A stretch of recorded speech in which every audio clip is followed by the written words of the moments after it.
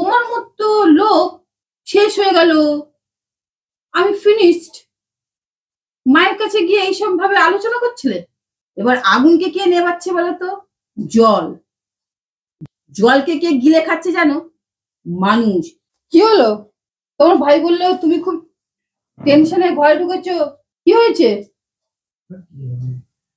কি হবে মনে? তোমার বন্ধু খুব শরীর খারাপ, সে নাকি মানে চলে গেছে। উঠে বসো, আগে উঠে বসো, তুমি উঠে বসো তো আগে। উঠে বসো, এইভাবে দিন দুপুরে শুয়ে থাকে না, একটা পুরুষ মানুষ হয়েছে। উঠে বসো। কি মায়ের কাছে গিয়ে কি কান্নাকাটি করছিলে? না, ওই বন্ধুটা টাকাটা নিয়ে নিল, নিয়ে আবার ওর কি হলো কি যেন অসুস্থ হয়ে পড়েছে। এই আর কি। আমি কোনো কথা বললেই তো তোমার খারাপ লাগবে। আর কেউ একা থাকে না। একটা কথা বলছি, মায়ের কাছে ছিলে, মা বললো উপরে এসে চুপচাপ শুয়ে পড়লে। তো কি করবো? কি করবো মানে? শোনো, আমি একটা কথা বলছি, যখন তুমি কান্নাকাটি করছিলে বা কিছু করছিলে তখন চোখের জলটা কিভাবে পুষছিলে বলো তো? শুনতে খারাপ লাগবে আমার কথাটা, আগে তুমি বলো। আমি কটা কথা বলবো, তুমি উত্তরগুলো দাও। যেভাবে সবাই বলছে। একটা হাত দিয়ে এভাবে চোখের জল পুষছিলে। তার মানে আমাদের শরীরের প্রত্যেকটা অংশই আমাদের বলে দেয় যে যখন আমরা কেউ বিপদে পড়ি, তার মানে আমরা তখন একা। আমাদের এই আঙুল কটাই বলে দিচ্ছে চোখের জল আমরা এইভাবে পুষছি। তার মানে আমরা যখন একা থাকি, আর যখন আনন্দের সময় আমরা তখন দেখো দু হাত দিয়ে এমনি ক্ল্যাপ দিই। ছেড়ে দাও, তুমি এখন আপসেট আছো, ঠিক আছে, আমি তোমাকে বলবো না তুমি এই সময় খুব আনন্দে মেতে থাকো, খুব এই করো। যখন মানুষের মন একটুখানি আপসেট হয়, এই হয়, তখন তাকে ঠাকুরের স্থানে যেতে হয়। কথাটা বুঝতে পারছো? কোথায় যাবো ঠাকুরের স্থানে? যে কোনো মন্দিরে যাও, মন্দিরে গেলে কি হয় বলতো? যে মন্দিরটা, তার মন্দিরের চারধারটা প্রদক্ষিণ করলে কি হয় জানো? যে কোনো মন্দিরে যখন সেই জায়গায় যে ঠাকুরটাকে স্থাপনা করা হয় না, আমি এখন প্রদক্ষিণ করতে যাবো। তুমি আমার কথাটা শোনো, যেই জায়গাটায় মন্দিরটা স্থাপনা করা হয় না, সেই ঠাকুরটার মধ্যে না প্রাণ দেওয়া হয়। আর প্রাণ দেওয়া হয় মানে কি বলতো? তার মধ্যে প্রাণ প্রতিষ্ঠা হয়। আর প্রাণ প্রতিষ্ঠা মানে কি বলতো? তার মধ্যে না একটা ম্যাগনেটিক ফিল্ড উৎপন্ন হয়। আর ম্যাগনেটিক ফিল্ড মানে না, তোমাকে কি করে বলবো, তুমি ঠিক বুঝতে পারছো না। ম্যাগনেটিক ফিল্ড উৎপন্ন হলে না কি হয়, তুমি যদি তার চারপাশটা যদি ঘোরো, মানে মূর্তিটা চারপাশটা যদি ঘোরো না, তাহলে কি হবে বলতো? তুমি সেটা ফিল করতে পারবে। ওই জন্য আমি তোমাকে যেতে বলছি, যেতে যেতে বলছি। ঘুরলে কি হবে বলতো? তুমি না মানে সেই ফিলটা অনুভব করতে পারবে। ওই জন্য লোকে না তার চারদিকটা ঘোরে, ক্লক ওয়াইজ ঘোরে, অ্যান্টি ক্লক ওয়াইজ কেউ ঘোরে না। তো তুমি না মনটা মানে পিসফুল অনুভব করবে। এই যে কষ্ট অনুভব, সেটার থেকে মনটা ধীরে ধীরে শান্ত হয়ে যাবে। তুমি যাও, কোনো মন্দিরে যাও, প্রদক্ষিণ করে আসো, মন অনেক শান্ত হবে। আমার কথাটা শুনতে তোমার খারাপ লাগছে, ভালো হবে তোমার।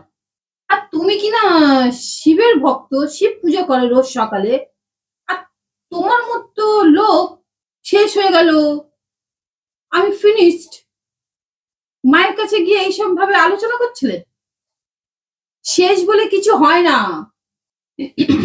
তোমার সাথে কথা বলতে বলতে আমার গলা ধরে যাচ্ছে। আমাকে একটা ছোট কথা বলো, আমি জল পরে খাচ্ছি, আগে আমাকে একটা ছোট কথা বলো তো। আচ্ছা, সব থেকে কঠিন বস্তু কি বলতো? লোহা। এবার লোহাকে কে পরাজিত করছে বলতো? আগুন। এবার আগুনকে কে নেভাচ্ছে বলতো? জল। আর একটা কথা শোনো, জলকে কে গিলে খাচ্ছে জানো? মানুষ। তো মানুষ এমন একটা জীব বা প্রাণী বলতে পারো, যে জলকে খেয়ে হজম করে নিচ্ছে। তার মানে বোঝো। কিন্তু মানুষকে কে গিলে খাচ্ছে জানো? রোগ। আর রোগকে কে গিলে খাচ্ছে? কাল। কালকে কে গিলে খাচ্ছে? মহাকাল। আর মহাকালকে স্বয়ং শিব, সৃষ্টিকর্তা। তুমি কিনা তার পুজো করছো, আর তুমি কিনা এসে মায়ের কাছ থেকে বললে, কান্নাকাটি করলে, এসে এখানে শুয়ে পড়ছো। যে শিবের পুজো করছে, যে শিবকে আরাধনা করছে, সে কিনা বলছে সব শেষ হয়ে গেল, সবকিছু ফিনিশড। তার মুখে এটা মানে না। শিবের কাছে শেষ বলে কিছু নেই। শিবের মধ্যে শেষ, শিবের মধ্যে অনন্ত, শিবই সৃষ্টিকর্তা। বুঝলে? তোমাকে বলতে বলতে না আমি কাজ করতে করতে দেখো অ্যাপ্রন করে চলে এসেছি, নোংরা কাজ করতে করতে। বুঝলে? আমি যদি তোমাকে আরো বোঝাতে শুরু করি না, মানে আমি নিজে মানে নদয় গাড়া হয়ে যাব। আমার মতো তোমাকে কেউ এত বোঝাতে পারবে না। ওঠো ওঠো ওঠো ওঠো। তাহলে আর বুঝে দেবে না। বুঝলে? শিবের হাতে যে ডমরুটা আছে না, ডমরুটাকে দেখলে না, মানে আমি যখন এক এক সময় ভাবি যে আমি হেরে যাচ্ছি বা ই করছি, আমি তখন এই ডমরুটাকে দেখি ভাবি যে যে না, এটা নিয়ে তোমাকে অন্যদিন বিশ্লেষণ করব। আর বেশি বিশ্লেষণ করব না বাবা। করতে গেলে আমার অনেক কাজ পড়ে আছে, পরের দিন আমাকে বেরোতে হবে সব, নইলে কারো কি অবস্থা খাটটাট করে রেখেছি। চলো চলো ওঠো, যাও বাইরে গিয়ে একটু আড্ডা দিয়ে আসো, মন ফ্রেশ হবে। শেষ বলে কিছু নেই, চলো চলো ওঠো ওঠো, আড্ডা দাও। আরে ঠিক আছে, যাচ্ছি। আমার একটু চা করে দাও। হ্যাঁ আমি যাচ্ছি, চা করে দিতে যাচ্ছি। এরকম করে কোনো বউ কারো স্বামীদেরকে বোঝায় না, আমি যেভাবে তোমাকে বোঝাই। বুঝলে? মানে ইতিহাসের কথায় না আমার রেকর্ড থাকবে। বাবারে, আমার মাথা ধরে গেল। কোথায় আমি এসে টুপিটা খুলে চুল টুলগুলো আছড়ে টাছে ই করবো, লোকে আমাকে যে কেউ আসলো না বলবে বউটা পুরো পাগলি। আমার একে তো চুল হেয়ার কাট করছি না, চুলগুলো বড় হয়ে গেছে, আরো যেন উস্কো খুস্কো লাগছে। নিজের মানে নিজেকে আয়না যখন সামনে দেখি না, নিজেকেই লাগে যেন শিয়ালদা স্টেশনের পাগলি। বুঝলে? খালি ভাবছি কবে শীতটা যাবে, কবে শীতটা যাবে। তাহলে বুঝতে পারছো বন্ধুরা? দেখো এসে মরমরা হয়ে বসে আছে। এই যে কি বলবো একে, আমি যেভাবে বোঝাই না একে, কেউ এইভাবে কারোর স্বামীকে বোঝায় কিনা আমি জানি না। এটা তো ক্যামেরা করছো? না, আমি আমার যে কোনো জিনিসটা আমি আমার বন্ধুদের সাথে শেয়ার করি, না শেয়ার করলে তো চলবেই না। তো তারাই কমেন্ট করে আমাকে জানাক আমি ঠিক করছি না ভুল করছি। ঠিক বললাম তো বন্ধুরা? আর আরেকটা কথা বলে দিই তোমাদেরকে, আমার কিন্তু একটা ফেসবুকে পেজ আছে, সেটাতে ফলো করো আর লাইক করো। তাহলে আজকের ভিডিও আমি এখানেই শেষ করছি। লাইক শেয়ার সাবস্ক্রাইব করতে ভুলো না।